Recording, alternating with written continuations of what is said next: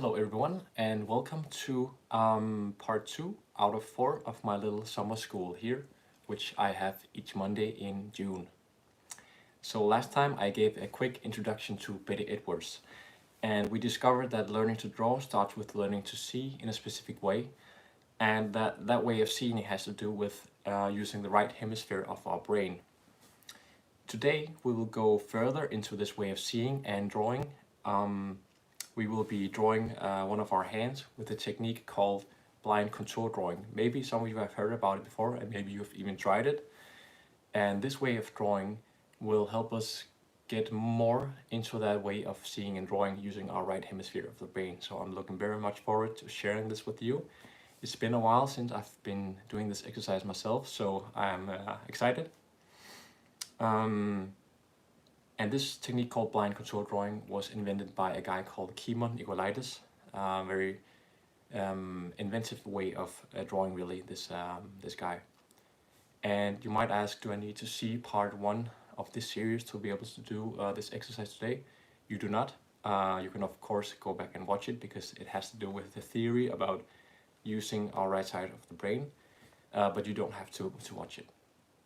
So today I'll be switching things up a bit, as I'll be starting with doing the exercise, just jumping straight into it.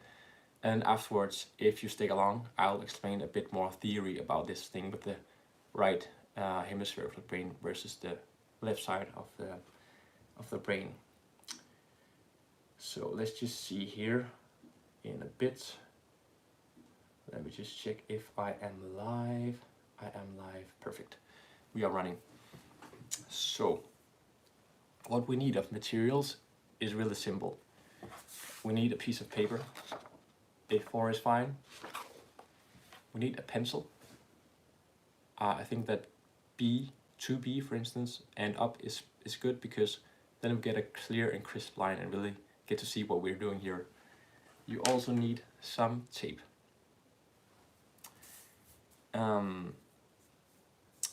So first off, you need to find a place where you can work undisturbed in at least 10 or 20 minutes. You can set a timer to 10 or 20 minutes, what you prefer. If you have all the time in the world, then you don't need to set the timer. Then you put your piece of paper onto the table using the tape. So let me just flip down my screen so you can see. I have my table here.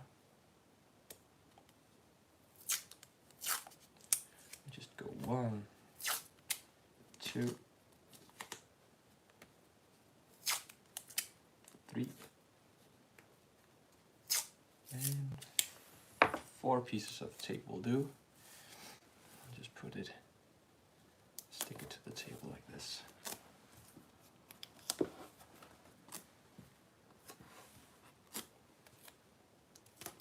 Like so. So I have my piece of paper taped to the table. I have my pencil ready, and I won't be needing any eraser. Okay. So, having those things ready, the next step is for me to say that we will be drawing a hand, one of your hands. So if you are right-handed, you will be drawing your left hand. If you're left-handed, you will be drawing your right hand. I'm right-handed, so I'll be drawing my left hand. And the way we draw our hand is the essence of this exercise, really. So the way we go about it is to direct all our attention towards the hand and not the paper. And also, what we need to do is turn away from the paper so that I have my hand resting on my thigh like this, because I will be want to get in a nice comfortable position. And why do you ask, do you want to turn away from the paper that I'm drawing on? Well, this is because it's called blind contour drawing, which means that I have my eyes peeled on my hand all the time and I don't look at the paper. So my paper is over here where I will be drawing with my right hand. So this is the position. So now I will explain the steps before going into the drawing. And this will all make more sense once I get to draw, so you can skip inside the video and see how I draw, and then maybe go back to the instructions, because then it will make more sense. So the most important part is that when you start drawing your hand, you focus on one certain point of the hand.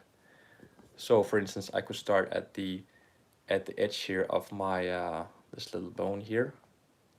I could start right there. I focus on that contour. At the same time as I focus on this specific part of the hand, I put my pencil to the paper. So for instance, I start here. And I get the sensation that my pencil is touching that very place of that specific place of the hand. Now you very slowly, as in very slowly, 1 millimeter at a time, let your eyes slowly move alongside the contour, for instance upwards here along the edge, while you notice every little bump, every little curve on the way.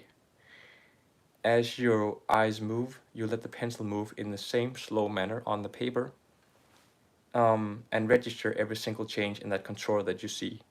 And you really have to convince yourself that the information that goes out from the object that we're looking at, which is your hand, will be meticulously seen by your eyes and drawn with the pencil, which registers everything you see in that exact moment that you see it.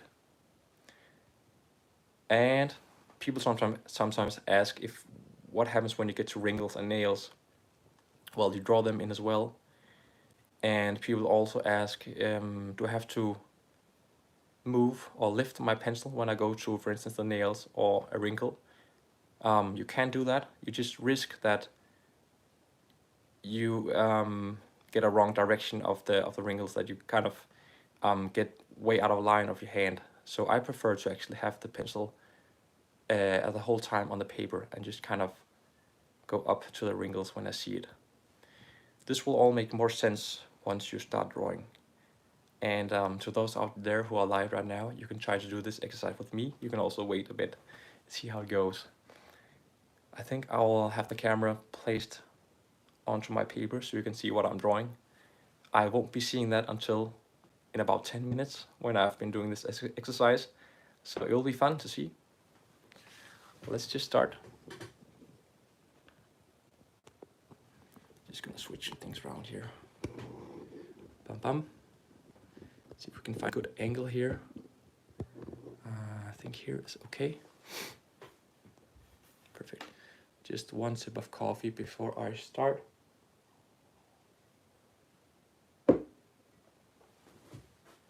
Okay, so what happens now is that I get my hand in position. So my hand is over here. And I am now looking at the hand, and only at the hand. Over here is my paper.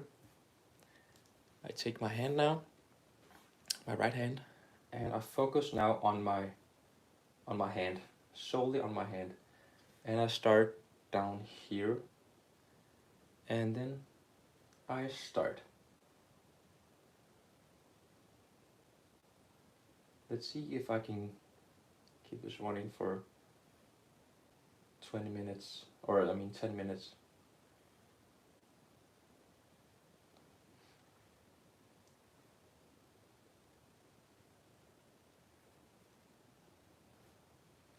And if you ever get the feeling that your left side, left hemisphere of the brain wants to look at the paper, then don't let it win.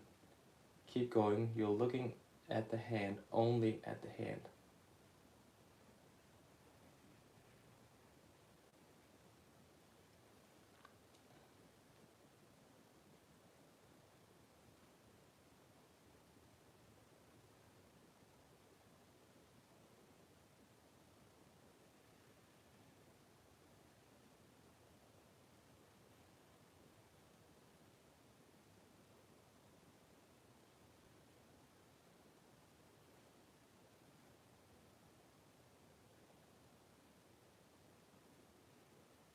Right now I have a huge want to look at my drawing because I have a feeling that I'm way out of line. But again, it is the left hemisphere of our brain that wants to be rational here. Draw a nail here.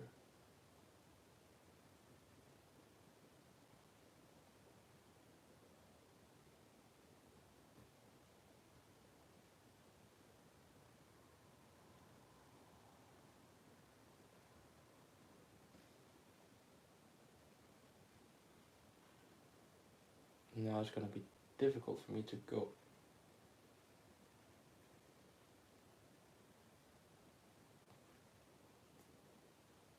And right now I actually forgot if I already drew this nail, but it doesn't matter if I drew it again. It's okay. We are here and just getting into this blind control drawing.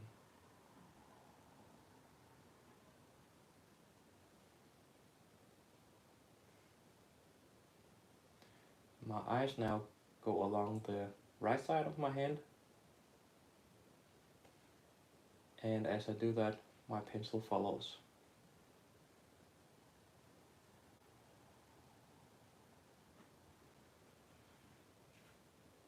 Now I go into the wrinkly side of things,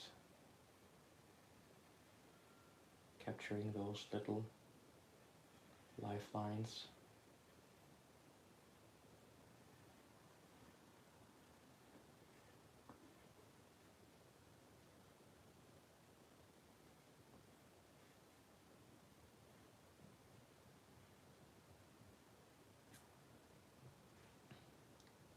Okay, right now, I think I might be finished now. This was way too fast.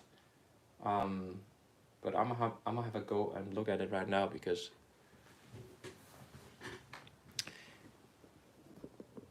okay, interesting. The thing that strikes me first of all here is without a doubt that this is a beautiful drawing. And this is what I also find about when I teach drawing. I'm a drawing teacher. When the students do these blind control drawings, they have just an instant beauty to them. And I think this is because this spontaneous or this very intense looking, where you get a lot of character, a lot of mood in it, even though it's out of proportions and there are some things that are off here. You have some very beautiful line works in here.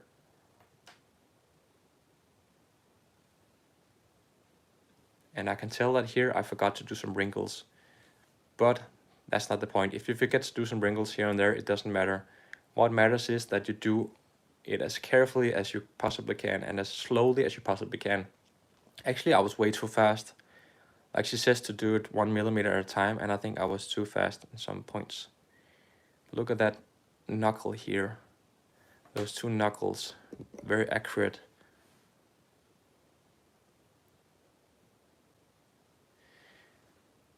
So this was the blind contour drawing technique, and I think I'll end this summer school part here by talking to you guys a bit about the theory, because it's quite interesting.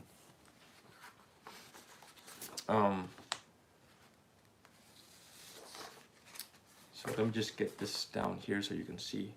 Also, I want to show you guys some of the drawings that Betty Edwards presents us in this book of her students' drawings.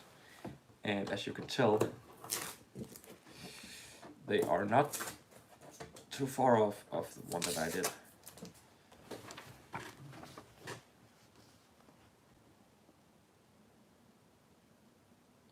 Look how abstract they seem, and yet you are not in doubt that these are hands.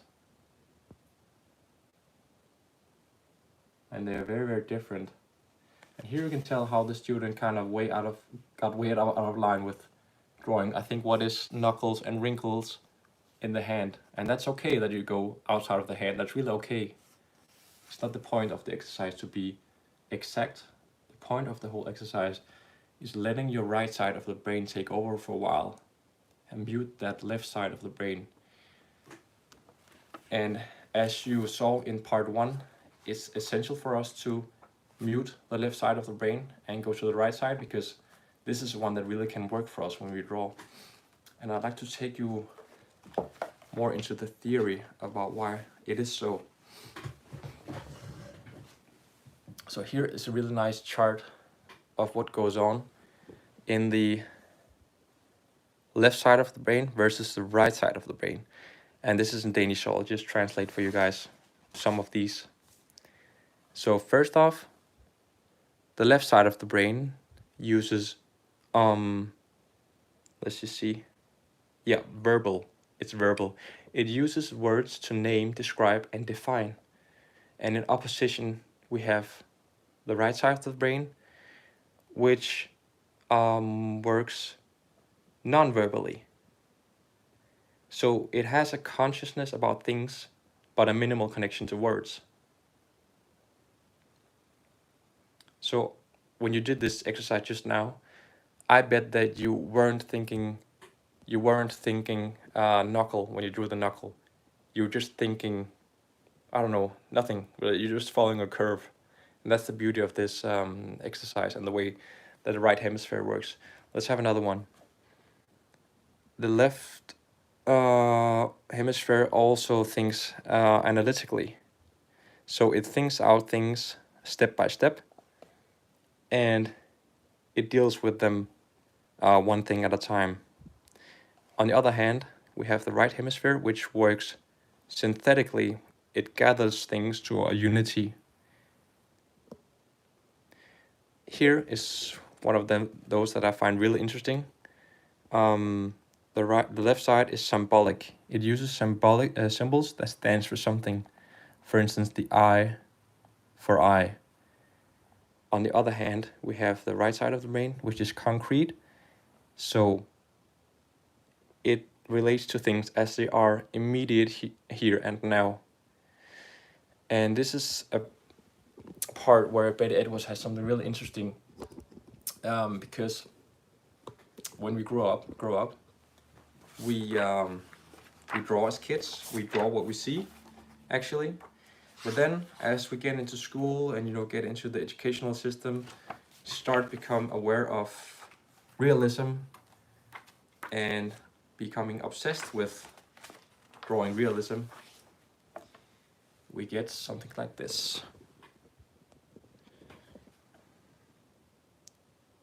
So this is some symbolic language that starts to play out here. We have this very symbolic house, and we have the symbolic way of representing a human figure.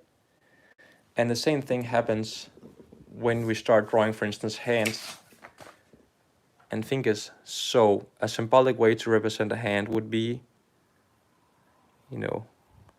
something like this. But as you can tell, a hand is way more complex, and things really look differently. Like, things are not symbolic.